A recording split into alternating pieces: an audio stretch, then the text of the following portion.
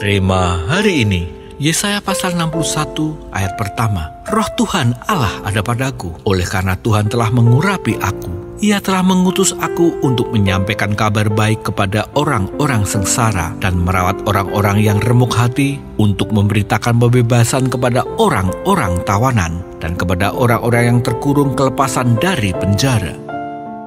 Minyak merupakan sesuatu yang sangat esensial dalam kehidupan orang Israel. Mereka mendapatkan minyak dari buah zaitun yang diperas menggunakan mesin cetak dan dihancurkan dengan batu kilangan besar. Pengepresan pertama menghasilkan minyak zaitun extra virgin yang digunakan untuk menerangi kuil Yahudi. Minyak dari pengepresan kedua digunakan sebagai obat, sedangkan minyak dari pengepresan ketiga atau terakhir digunakan untuk membuat sabun. Seperti buah zaitun yang harus mengalami tekanan, dihancurkan, dan diperas hingga menghasilkan minyak segar, kita juga perlu berani membayar harga untuk menerima minyak segar dari Tuhan. Itulah sebabnya di gereja kita selalu diadakan gerakan doa dan puasa menjelang momen-momen penting. Kita juga bisa berdoa dan berpuasa secara pribadi jika merasa membutuhkannya. Karena ketika kita berdoa dan berpuasa, kita menahan lapar dan menghancurkan kedagingan sambil menyiapkan dan memperbesar kapasitas hati kita. Kita berfokus sepenuhnya pada Tuhan,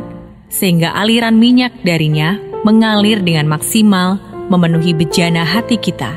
Ketika kita dipenuhi dengan minyak yang segar, maka api yang baru dari Tuhan akan menyala di hati kita. Kita akan kembali berkobar semangat dalam menghadapi segala pergumulan. Kita bisa bangkit dan menjadi terang di tengah kegelapan, membawa kabar baik, dan menjadi obat bagi mereka yang terluka. Api yang baru dari Tuhan memberi kita semangat dan keberanian untuk melayani serta membawa pembebasan bagi mereka yang terikat dosa. Mari terus siapkan hati dan diri kita untuk menerima minyak yang baru. Biarlah Roh Tuhan bekerja melalui hidup kita sehingga kita bisa menjadi terang yang membawa perubahan demi kemuliaan nama Tuhan.